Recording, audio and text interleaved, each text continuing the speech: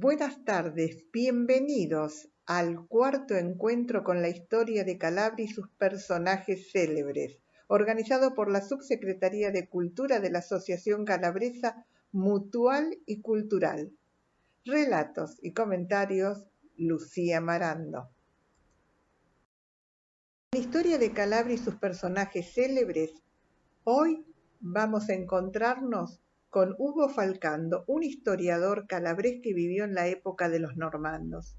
Pero para hablar de Ugo Falcando tenemos que remitirnos a la dominación bizantina, esa dominación que llegó en el siglo VI después de Cristo.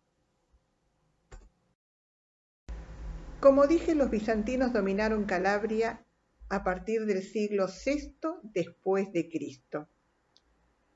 Justiniano, con su célebre general Belisario, ordenó extender su imperio, el Imperio Romano de Oriente con capital en Constantinopla, actual Estambul, y volver a conquistar aquellos territorios perdidos por el Imperio Romano de Occidente que había caído en el siglo V después de Cristo.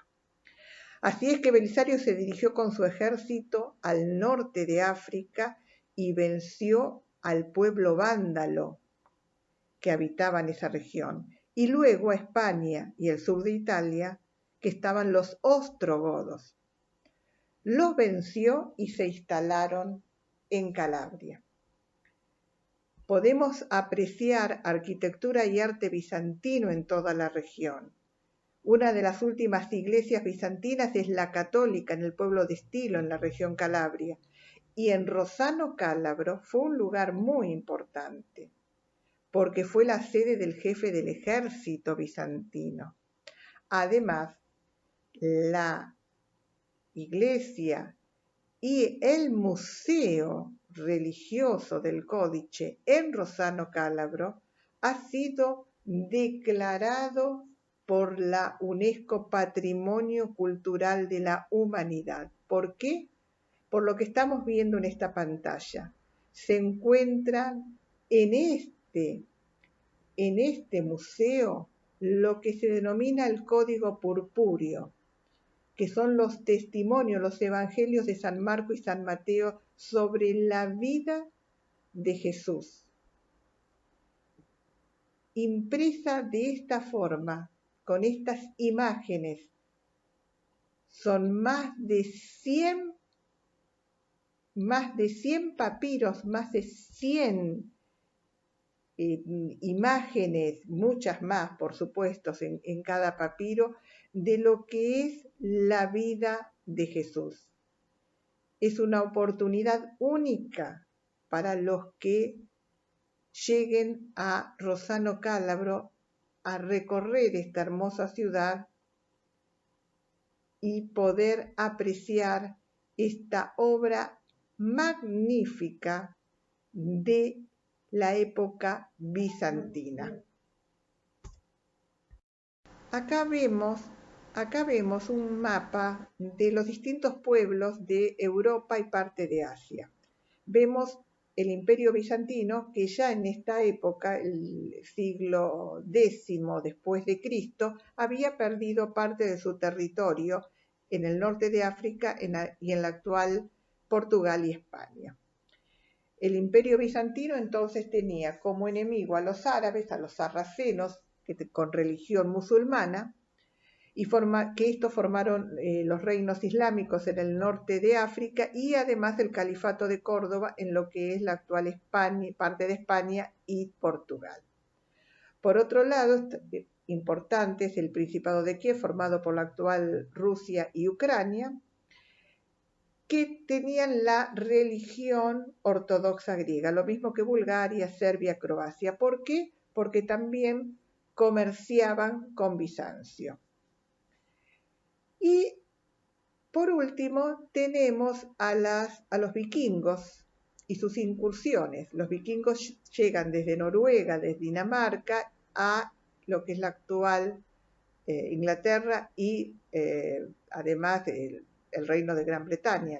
El actual reino de Gran Bretaña se establecen allí, pero siguen otros grupos rodeando la costa por el Océano Atlántico, llegan al mar Mediterráneo a través del estrecho de Gibraltar y llegan a Calabria.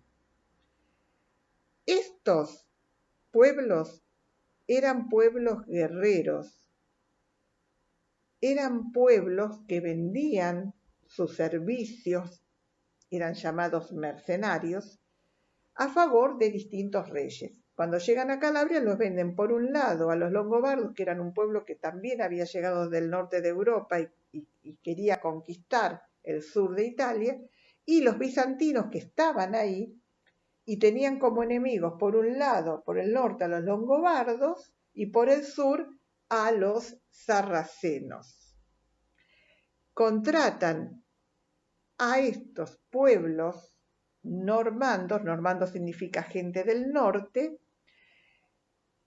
para que luchen contra sus enemigos.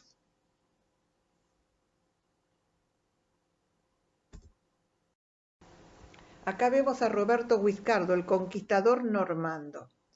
Roberto Guiscardo, era en verdad su nombre Roberto de Hauteville, había nacido en Normandía, o sea, en la zona norte de la actual Francia. Era un hombre muy alto, más alto de lo común de su pueblo, rubio, de ojos claros, con una gran fortaleza física, pero también con una gran personalidad. Y esa personalidad supo manejarla y lograr ser líder no solamente del pueblo normando, sino de conquistar al pueblo bizantino. Guiscardo significa zorro, por eso terminó siendo Roberto Guiscardo. Y tenía un hermano, Roger. Cuando Roberto Guiscardo decide quedarse en Calabria y conquistar Calabria, y lo logra, toma también otra decisión: echar a los sarracenos de Sicilia y conquistarla, y lo hace con la ayuda de su hermano Roger. Por lo tanto, Roger va hacia Sicilia y conquista Sicilia. Roberto Guiscardo también quería ir hacia el norte y lo hace, y lucha contra las fuerzas de los estados pontificios, y toma prisionero al Papa. Pero luego piensa, sería una buena sociedad la protección mutua. Le ofrece al Papa ponerse a su disposición para defender a los estados pontificios y además que los territorios dominados por él iban a tener la religión católica apostólica romana. Recuerden que hasta ese momento era de religión ortodoxa griega. El Papa acepta y lo nombra duque de Calabria. Roberto Guiscardo entonces nombra a su hermano Roger gran conde de Sicilia. Y así se forma o se va formando lo que sería después el reino de las dos Sicilias. Los papas posteriores continúan con este mismo acuerdo, a pesar de que las relaciones siempre fueron bastante difíciles. Roberto Guiscardo continúa su lucha y quiere llegar a Bizancio, quiere entrar en Constantinopla, pero la situación no era tan fácil y termina muriendo, pero no muere en la guerra, sino muere por las pestes, por las distintas enfermedades que asolaron a su ejército. En ese momento ya tenía hijos, lo mismo que su hermano Roger, y empiezan las luchas entre familias por la dominación. Termina formándose el reino de las dos Sicilia con el rey Ruggero. Así se forma el reino normando.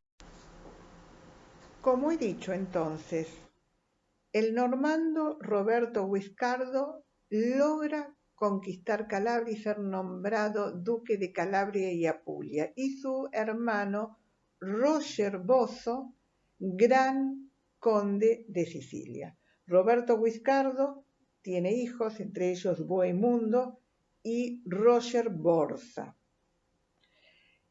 Cuando fallece Roberto Guiscardo, es Roger Borsa quien queda en Calabria como duque de Calabria y Apulia. Y le sucede como duque Guillermo, hijo de Roger Borsa, Guglielmo, que fallece. Por otro lado, el hermano de Roberto Guiscardo, Roger Bozo, gran conde de Sicilia, tiene también hijos. Simón es su primogénito, que fallece muy temprano, y el segundo también se llama Roger II o Ruggero II. Y Ruggero II, al morir su primo Guglielmo, toma Calabria y con la bendición del Papa lo nombran rey de Sicilia, de las dos Sicilias. Se forma el reino de las dos Sicilias en el año 1130. Le sucede Guglielmo I, llamado Guglielmo el Malo. En esta corte de Guglielmo, en esta corte normanda, donde se hablaban el idioma latín, el griego, el francés, y todos eran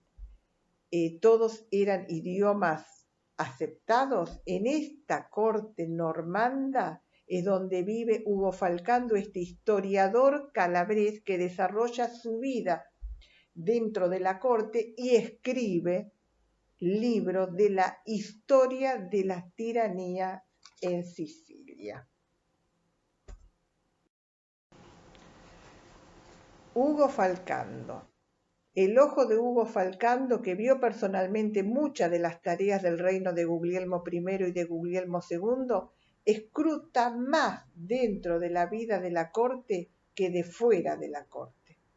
A la política exterior de Guglielmo I dedica poca atención, le dedica mucha diversamente a las tramas, a las conjuras, a las atrocidades y a la deshonestidad que llenaron el gobierno de Guglielmo el Malo y del almirante Malón o Malone.